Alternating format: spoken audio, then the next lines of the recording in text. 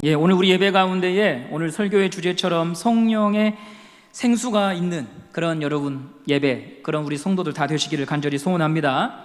예수님이 성전에 올라가셨습니다. 올라가지 않겠다고 하셨던 예수님께서 명절 중간에 올라가신 이유는 지난주 말씀드렸던 것처럼 나의 이름을 드러내기 위해서는 가지 않으나 하나님의 뜻을 이루기 위해서는, 순종하기 위해서는 올라가시겠다고 하시는 예수님의 선언이셨습니다. 예수님이 올라가시던 때는 초막절이 한창 진행 중이었습니다. 초막절은 이스라엘 백성들이 광야에서 초막을 짓고 살던 때를 회상하며 바로 그 날, 그 때에 나를, 우리 선조들을 구원하신 하나님의 은혜를 기억하며 조그만 초막을 짓고 지켰던 절기였지요. 이스라엘 절기는 우리가 기념하는, 우리가 보통 알고 있는 대한민국에도 절기가 있잖아요. 기념일이 있습니다. 그런 절기와 좀 다른 점들이 있는데요, 그것에 대해서 여러분과 함께 먼저 좀 이야기를 나누겠습니다. 8.15 광복절을 예로 여러분에게 말씀을 드리면서 설명을 드리겠는데요, 광복절은 8.15 해방을 기념하는 날이죠. 1945년 8월 15일 일본으로부터 빼앗긴 주권을 되찾은 것을 기념하여서 우리가 지키고 있습니다. 그럼 언제부터 8월 15일을 국경일로 기념하고 있었는가? 1949년 10월 1일에 법령으로 제정이 됩니다. 광복하고 4년이 지난 후에 우리나라는 기념일로 정부가 지정을 하지요. 이처럼 기념일은요, 순서를 보시면 어떤 사건이 있었고 그 사건을 검토한 후에 기념일로 제정을 합니다. 그런데 이스라엘의 기념일은 이 순서가 다릅니다. 하나님께서 먼저 그것을 기념해 라고 기념일을 만들어 주시고 다음으로 사건이 일어납니다. 자, 유월절을 여러분 한번 살펴보겠습니다. 유월은 넘을 유자에 넘을 월자, 넘어간다라고 하는 의미를 갖고 있습니다. 죽음의 사자가 넘어갈 거야, 이것을 표현하는 것이 유월절이죠. 이집트에서 이스라엘 백성들이 종살이 하던 시절에 모세가 하나님의 부름을 받고 이집트 왕 바로를 찾아가서 내 백성을 풀어달라고 우리 하나님이 말씀하셨습니다 라고 말하죠. 그러나 완악한 바로는 거절합니다. 바로는 9가지 재앙으로 고통을 받았음에도 이스라엘 백성을 놓아주지 않습니다. 우리가 여기서 사람이 기적을 경험하면 예수를 믿을까? 사람이 믿음이 없는데 기적을 경험하면 갑자기 믿음이 생길 수 있는가? 꼭 그런 것도 아님을 알게 됩니다. 9가지 재앙을 보았음에도 불구하고 바로는 오히려 마음을 더욱 완악히 하고 끝까지 하나님을 대적합니다. 이제 하나님이 10번째 재앙에 대하여 모세를 통해서 예고하는데요, 10번째 재앙은 이집트에서 태어난 모든 것의 첫 번째, 첫 사람이든 동물이든 첫째는 전부 다 죽임을 당할 것이다. 고대 사회에서 첫째는 가정의 대를 잇고 가정을 대표합니다. 그러므로 첫째를 친다고 하는 것은 그 가정 전체를 친다는 의미이죠. 출애굽기 11장 4절에서 6절 말씀을 함께 보시도록 하겠습니다. 함께 읽어보겠습니다. 시작. 모세가 바로에게 이르되 여호와께서 이와 같이 말씀하시기를 밤중에 내가 애굽 가운데로 들어가리니 애굽 땅에 있는 모든 처음 난 것은 왕위에 앉아있는 바로의 장자로부터 맷돌 뒤에 있는 몸종의 장자와 모든 가축의 처음 난 것까지 죽으리니 애굽 온 땅에 전무후무한 큰 부르짐이 있으리라. 모든 처음 난 것은 전부 다 죽을 것이다 라고 하나님이 경고하십니다. 이렇게 경고하신 후에 모세와 아론에게 어떤 말씀을 하시는가 하면 12장으로 넘어가서요, 12장 2절 말씀을 보도록 하겠습니다. 시작. 이 달을 너희에게 달의 시작 곧 해의 첫 달이 되게 하고, 이집트에서 종살이 했던 이스라엘 백성들은 애굽의 달력에 맞춰 살았겠죠. 그런데 이제 하나님은 너희들에게 새로운 달력을 준다. 오늘이 바로 첫 달이다. 이때는 우리나라 식으로 하면 3월 달이었는데요, 오늘이 바로 1월 달로 삼으라고 하나님께서 말씀을 하고 계십니다. 그리고 3절 말씀 보도록 하겠습니다. 3절입니다. 시작. 너희는 이스라엘 온 회중에게 말하여 이르라. 이달 열흘에 너희 각자가 어린 양을 취할지니 각 가족대로 그 식구를 위하여 어린 양을 취하되 10일 후에 재앙이 임할 것인데 이 재앙을 피하기 위해서 어린 양을 잡아 그 피를 문설주에 바르고 그 어린 양을 모두 다 먹어야 될 것이라고 하나님께서 알려주십니다. 14절 말씀을 보겠습니다. 14절입니다. 시작. 너희는 이 날을 기념하여 여호와의 절기를 삼아 영원한 규례대로 대대로 지킬지니라. 아직 일어나기 전에 하나님은 유월절이 어떤 날, 어떤 사건이 있을 것인지를 미리 가르쳐 주시고 그 날을 기념하라고 말씀하시죠. 순서가 다릅니다. 그래서 여러분, 이 성경에 나오는 절기를 여호와의 절기라고 말합니다. 하나님이 직접 제정하시고 가르쳐 주시기 때문에 그렇습니다. 유월절만이 아니라 성경에 하나님께서 말씀하시면서 지키라고 하는 모든 절기가 하나님이 미리 정해 놓으시고 그 다음에 사건이 일어납니다. 이것이 이스라엘 절기의 첫 번째 특징입니다. 두 번째, 이스라엘 절기의 특징은 예수 그리스도를 바라보고 있습니다. 우리 한번 고백해 볼까요? 이스라엘의 절기는 예수님을 바라봅니다. 예수님이 장차 오셔서 하실 일, 하나님께서 자기 아들 예수를 통하여 하실 일들이 절기 안에 감춰져 있는 거예요. 가끔 유월절을 지켜야 합니다 하며 접근하는 사람들이 있습니다. 하나님의 교회라고 하는 단체인데요, 이 날을 기념하여 지키라라고 했던 아까 출애굽기 말씀을 보여주면서 형제님의 교회는 유월절을 지키십니까? 라고 묻습니다. 성경 여기에 보면 유월절을 지키라고, 기념하여 지키라고 하나님께서 말씀하시는데 왜 형제님은 유월절을 지키지 않습니까? 유월절을 지키는 교회가 있습니다. 성경대로 가르치고 행하는 교회가 있습니다. 한번 저와 같이 가봅시다. 하나님의 교회의 신자들을 미혹하는 수법입니다. 왜 우리 교회는 유월절을 비롯한 초막절 지키지 않는 것일까요? 방금 이런 말씀을 드렸습니다. 절기는 예수 그리스도를 바라보고 있기 때문이다. 절기는 예수님을 설명하는 그림자입니다. 구약은 예수님이 인간의 몸을 입고 오기 전의 사건이죠. 그런데 신약은 예수님이 우리 가운데 오신 후의 이야기입니다. 그러므로 예수님이 오신 후로는 실체가 오셨기 때문에 더 이상 절기에 연연하지 않는 것입니다. 요즘은 가족들 간에 멀리 떨어져 있어도 카톡을 통해서 사진으로 서로의 안부를 묻고 영상 전화 또한 영상 메시지를 통해서 그리움과 또한 마음을 서로 공유합니다. 카톡으로 사진을 보내고 영상 통화를 통해서 안부를 묻습니다. 그런데 얼마 후에 이제 곧 추석인데요, 추석 때 손주를 만나고 부모님을 만나고 친지를 만났는데 그때도 핸드폰 안에 있는 사진을 들여다보면서 보고 싶다 이러면 여러분, 어리석은 것이죠.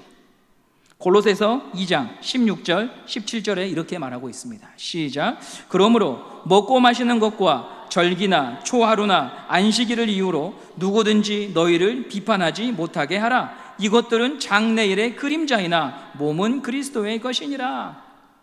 구약에서 지켰던 절기는 그리스도가 누구인지, 어떤 분인지, 무슨 일을 하실 분인지를 보여주는 그림자이니 이제 그분이 오셔서 우리의 구원자가 되었으니 더 이상 거기에 얽매이지 말라고 바울이 골로새 교인들에게 가르쳐주고 있는 것입니다. 여러분, 바울이 어떤 사람입니까? 율법을 문자 그대로 한자 한자 지켰던 율법주의자입니다. 모든 절기를 지켰습니다. 구약의 613가지의 계명을 지키는 것에 소홀함이 없었다고 그는 자부했습니다. 그래서 안식일을 위반하고 율법을 함부로 대하는 예수님과 예수님의 제자들을 증오했지요. 그들은 하나님의 이름을 망령되이 일컫고 있으니 죽여야 된다, 심판해야 된다 확신했습니다. 그게 바울의 마음이었습니다. 그런데 부활하신 예수님을 만나고 나서 모든 게 달라집니다. 내가 그토록 지켰던, 암송했던, 외웠던 모든 계명과 가르침이 바로 이분을 바라보고 있는 것이었구나, 이분 안에서 성취가 된 것이었구나, 이분이 바로 곧 말씀이시고 율법을 성취하신 분이구나. 그래서 바울은 이렇게 빌립보서에서 고백을 합니다. 빌립보서 3장 7절에서 9절 말씀을 함께 보시도록 하겠습니다. 시작. 그러나 무엇이든지 내게 유익하던 것을 내가 그리스도를 위하여 다 해로 여길 뿐더러 또한 모든 것을 해로 여김은 내 주 그리스도 예수를 아는 지식이 가장 고상하기 때문이라. 내가 그를 위하여 모든 것을 잃어버리고 배설물로 여김은 그리스도를 얻고 그 안에서 발견되려 함이니 내가 가진 은은 율법에서 난 것이 아니요 오직 그리스도를 믿음으로 말미암는 것이니 곧 믿음으로 하나님께로부터 난 의라. 아멘. 모든 것이 예수로 모아지고 그리고 그 예수에서 다시 출발하는 것이 우리의 신앙의 목적이고 길이라고 하는 것을 바울이 우리에게 가르쳐주고 있습니다. 오늘 여러분, 우리의 신앙의 목적은 예수님을 믿고 예수님을 닮는 것인 줄 믿으시기 바랍니다. 우리의 신앙의 척도, 우리의 신앙의 기준은 뭐냐면 예수 그리스도인 것입니다. 성품에서, 말에서, 의사결정에서, 먹고 사는 모든 문제에 있어서 예수님이 드러나고 있는 것, 예수님이 증거되는 것, 오늘 우리 문옥기 권사님을 통해서 찬양되었던 것처럼 우리의 날과 생이 얼마인지 알지 못하지만 그분으로 인하여 기뻐하고 즐거워하고 그분이 증거되는 삶이 바로 모든 신자의 삶의 목적인 줄 믿습니다. 성경에 나온 모든 절기, 더 나아가 율법이 지시하고 가르치는 내용, 구약 성경의 모든 가르침은 다 예수 그리스도를 바라보고 있었습니다. 그분을 알고 그분을 믿고 그분을 배우는 것이 성경의 목적인 것이죠. 그 예수님이 이제 예루살렘에 올라가셔서 이런 말씀을 하십니다. 우리 요한복음 7장 37절에서 39절, 오늘 말씀의 본문 함께 보도록 하겠습니다. 시작. 명절 끝날 곧 큰 날에 예수께서 서서 외쳐 이르시되 누구든지 목마르거든 내게로 와서 마시라. 나를 믿는 자는 성경의 이름과 같이 그 배에서 생수의 강이 흘러나오리라 하시니 이는 그를 믿는 자들이 받을 성령을 가리켜 말씀하신 것이라. 예수께서 아직 영광을 받지 아니하셨으므로 성령이 아직 그들에게 계시지 아니하시더라. 목마른 자는 다 나에게 와라. 나를 믿으면 그 배에서 생수의 강이 흘러나온다. 여러분, 우리가 찬양도 이 찬양 있죠. 생수의 강이 내게서 흐르네. 그런데 예수님이 말씀하신 배에서 생수의 강이 흐른다라고 하는 말씀은 도대체 무슨 의미일까? 이 의미를 이해하려면 초막절 행사에 관해서 살펴봐야 합니다. 왜냐하면 예수님이 초막절 행사가 끝날 때쯤에 이 말씀을 하셨거든요. 초막절 행사를 할 때에 진행하는 중요한 의식이 한 가지가 있습니다.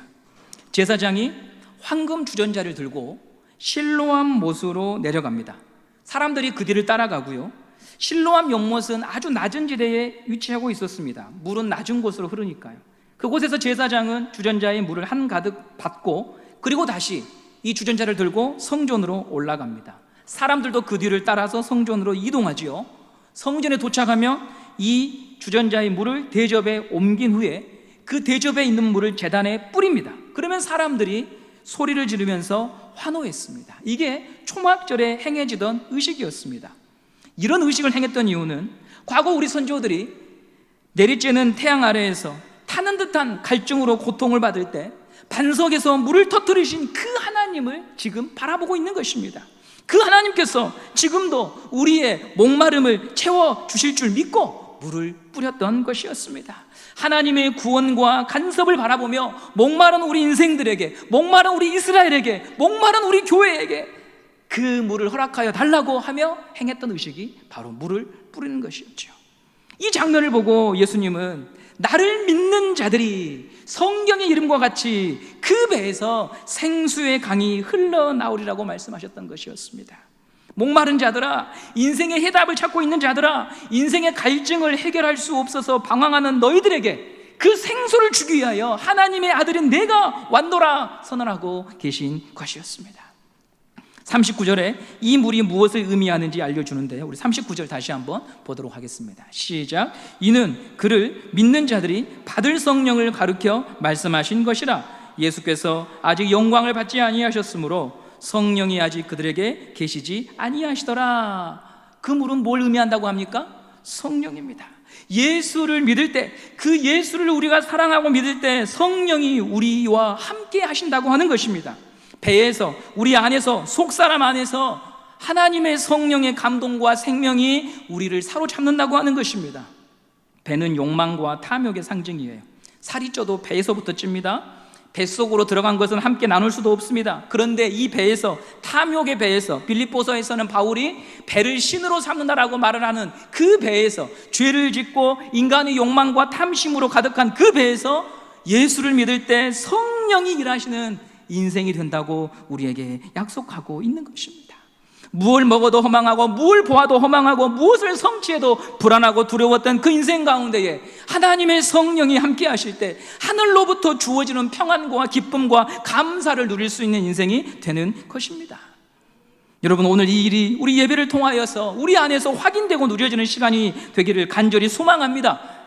지적인 동의가 아니라 정말 내가 예수를 믿고 사랑함으로 말미암아 내 안에 내가 어떻게 끊을 수 없고 해결할 수 없는 인생의 불안과 염려와 걱정과 탐욕의 문제들이 아버지의 성령이 내 안에 충만히 임함으로 말미암아 하나님이 살아계시는구나, 나를 보호하시는구나, 나와 동행하시는구나, 하나님이 죄를 미워하시는구나, 하나님이 나를 살리시는구나, 이것을 경험할 수 있는 우리의 예배가 되기를 간절히 소망합니다. 성령이 우리 안에서 언제 활발하게 움직이시는가, 몇 가지 여러분에게 설명을 드릴 테니까요, 잘 기억해 두시기 바랍니다. 성령님은요, 말씀을 들을 때 성령님이 우리 안에서 활동하십니다. 사도행전 10장에 베드로가 이방인 가정 고넬료의 가정에 가서 하나님의 말씀을 전합니다. 신방하에서 그 가정의 모든 사람들을 모아놓고 하나님 말씀을 전할 때 성령이 임하거든요. 사도행전 10장 44절 말씀을 함께 보도록 하겠습니다. 시작. 베드로가 이 말을 할 때에 성령이 말씀 듣는 모든 사람에게 내려오시니. 아멘. 고넬료와 그 온 가족에게 베드로가 말씀을 전할 때 이방인이지만 유대 사람이 아니지만 하나님의 말씀을 증거할 때 아버지의 영이 그들 가운데에 임재하는 일이 일어나는 것입니다. 오늘 우리가 말씀을 듣고 믿고 받을 때 성령께서 우리 안에서 일하시는 줄 믿습니다.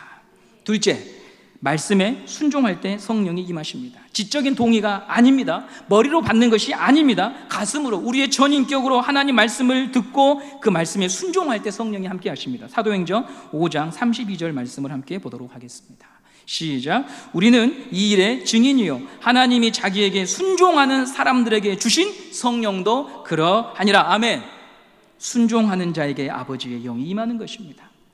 셋째로, 여러분이 잘 아시는 오순절날 예수님의 제자들이 함께 한 곳에 모여서 기도했을 때 성령이 임하였습니다. 마음을 모아서 하나님께 기도할 때 성령이 임함으로 말미암아 제자들이 성령이 충만하였습니다. 오늘 우리의 기도회가 그런 시간을, 그런 은혜를 경험할 수 있는 시간이 되기를 바랍니다.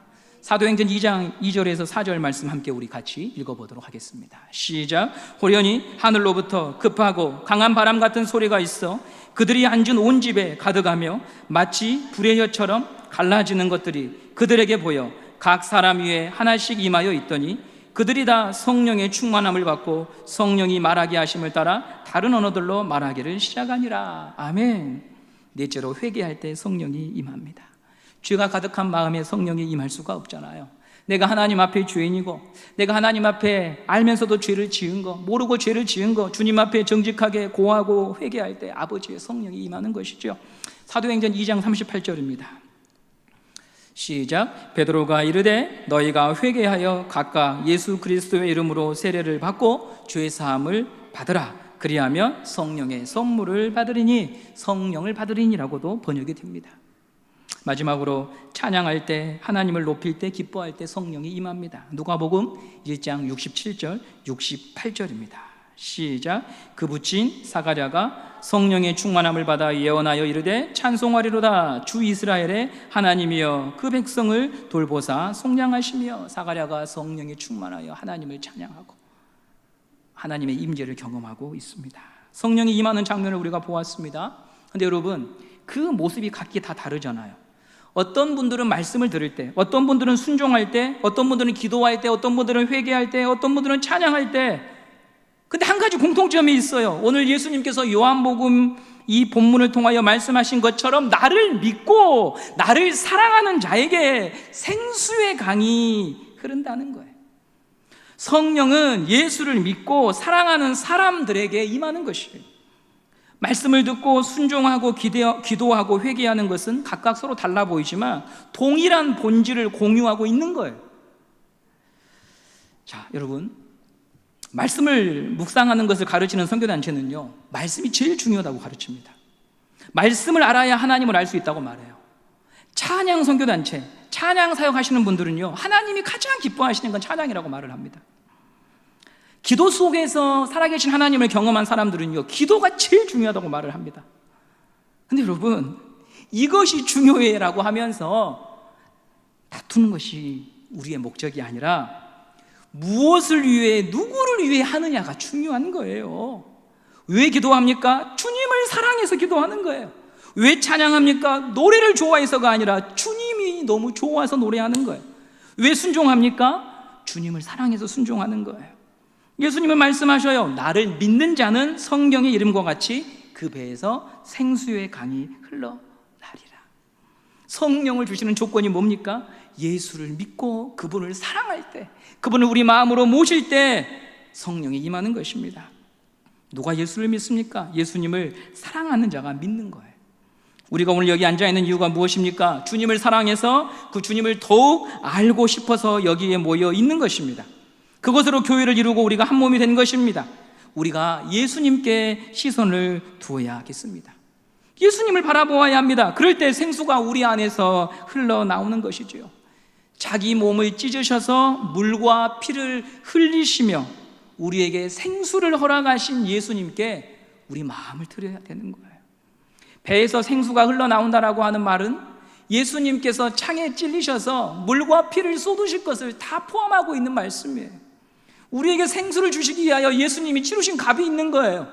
그렇게 우리를 사랑하셔서 오늘도 우리에게 자기의 모든 것을 바치셔서 성령을 주시는 그 예수님께 우리의 시선이 있어야 되는데, 우리의 시선이 다른 곳에 있으면 우리는 여러 가지 종교적 언어와 하나님이 주신 은사를 가지고 서로를 평가하고 판단하게 된단 말입니다. 신대원에서 공부할 때 세 부류로 전도사님을 제가 분류가 되더라고요. 첫 번째, 영파. 기도가 가장 중요해 하시며 산으로 올라가시고 밤마다 기도하신 분들이 계셔요. 능력 받아야 목회하지. 두 번째, 학구파. 도서관에서 사셔요. 말씀을 공부해야지 목회자가. 말씀을 알고 묵상해야 성도들에게 먹일 수 있지. 이 도서관 학구파들은. 세 번째, 태릉인이에요. 태릉 선수촌 아시죠? 올림픽 대표들이 태릉 선수촌에서 합숙훈련 하잖아요. 이분들은 틈만 나면 야구, 축구, 볼링, 탁구를 하셔요. 그래서 친밀한 분에게 아니 공부는 언제 하세요? 기도는 언제 하세요? 라고 물어보면 이분이 이렇게 말씀하십니다. 전도사님, 목회는 마라톤입니다. 건강이 있어야 목회도 하죠. 아파 보세요. 목회 못합니다. 하면서 열심히 공을 차러 다니십니다. 그래서 여러분, 영파가 보기에는 도서관에 있는 분들을 보면은 목사가, 전도사가 능력이 있어야 목회를 할 텐데 저렇게 책만 봐서 되나? 이런 마음이 들고, 또 학구파들이 보기에는 영파를 보면은 알아야 뭘 가르칠 텐데 저렇게 기도만 한다고 되나? 이런 마음이 든다는 말이죠. 저는 목요일 저녁에 중고등부 설교 준비를 했었는데요. 여기 이제 전도사로 있을 때 목요일 저녁에 도서관에 가서 설교 마무리 원고를 작성을 합니다. 근데 매듭이 안 지어지는 거예요. 결론이 안 나요. 그래서 신대원에서는 목요일 날 저녁에 이렇게 아무 때나 와서 기도할 수 있도록 강의실을 하나 열어놓거든요. 11시 정도에 제가 그 강의실을 들어갔어요. 불이 다 꺼져 있는데 한 분이 영파 전도사님이 기도를 하고 계시더라고요. 주야! 무슨 기도를 하시냐면 여러분, 김정은을 구원시켜 주시옵소서. 좀 깜짝 놀랐습니다. 우리가 연합 집회 때는 북한을 위해 기도하고 뭐 기도한 적은 있어요. 그런데 골방에서 혼자 기도하시는데 해병대 출신이거든요. 주야, 김정은을 구원해 주시옵소서. 제가 영파에 대한 생각이 확 달라졌습니다. 저는 한 번도 김정은을 위해 기도해 본 적이 없거든요. 그래서 하나님이 각기 자기의 그 성향과 성품대로 사람을 쓰시는 것 같더라고요. 하나님. 우리가 여러분, 나는 이걸 체험했기 때문에 나는 이게 가장 중요해, 이런 걸 주장할 게 아니고요. 하나님이 나에게는 그것이 맞으셔서 그걸 보여주신 거예요. 그렇게. 그래서 우리는 그것을 자랑할 게 아니라 감사하며 살아가야 되는 것이죠. 예수님에게 그 시선을 두어야 되는 거예요. 나는 이게 더 중요한데 이게 아니라 나는 그 생수를 허락하실 예수님이 너무 좋습니다. 그분만이 나의 목자입니다. 주님, 저는 주님께 제 마음을 드리기 원합니다. 이런 마음이 우리 마음이 되기를 간절히 소망합니다.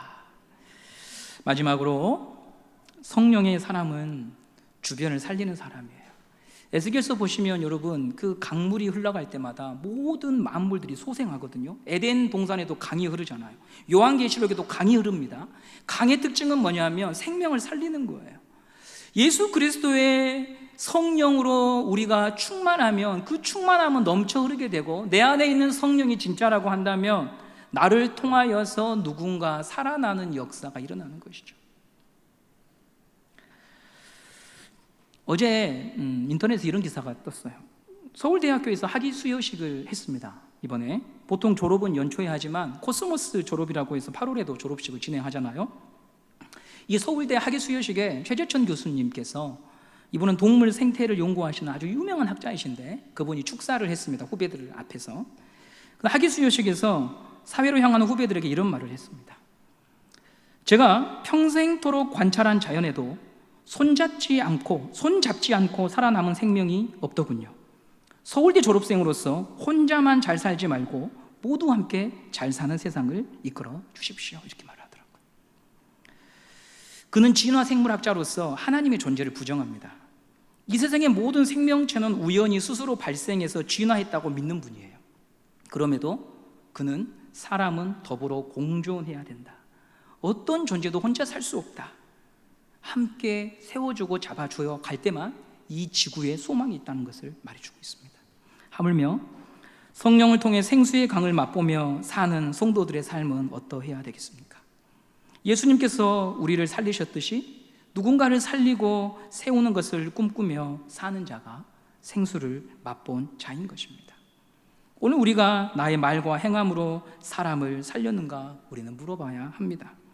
그리고 그 일에 실수했거나 넘어졌다면 먼저 예수님께 우리의 시선과 마음을 다시 고정시키고 그분이 주시는 성령을 통하여 우리의 속사람이 회복되고 내 안에 예수의 마음과 예수의 사랑이 없음을 탄식하며 주님 나를 고쳐달라고, 나를 통하여 누군가 살리기 원하시는 그 주님의 마음에 합당하게 사는 자로 서게 해달라고 우리는 주님 앞에 구해야 할 것입니다. 여러분, 우리 교회를 통해 봉선동이 살아야 하지 않겠습니까? 교회를 통하여서 이 세상이 소망을 봐야 하지 않겠습니까? 각자 도생하는 것이 이제 이 세상의 흐름이 되어버려서 서로를 해치고 서로를 끌어내리는 이 세상 속에 성령의 생수가 흐르는 교회와 사람들을 통해 이 세상의 이 삭막함을 바꾸시기 원하시는 그 하나님의 마음을 알아 우리가 어떻게 가야 하고 어떤 길에 서야 할지 같이 묻고 같이 걸어갈 수 있는 하나님의 사람들이 되기를 간절히 원합니다. 로버트 앨런이라고 하는 학자가 이런 말을 했습니다. 바리새인과 예수님의 다른 점이 있는데 그게 무엇이냐? 바리새인은 권위를 진리처럼 여겼고 예수는 진리를 권위있게 가르쳤다. 하나님이 우리에게 주신 것은 우리를 통하여 누군가 사는 것이지 우리를 높이는 것이 아닙니다. 오늘도 우리가 그 주님의 음성 앞에 우리 자신을 내려놓고 그리스도 예수로 말미암아 기뻐하고 감사하며 내가 살고 너도 사는 세상을 꿈꾸며 나아가는 우리 모든 하나님의 성도와 교회 되시기를 간절히 소망합니다.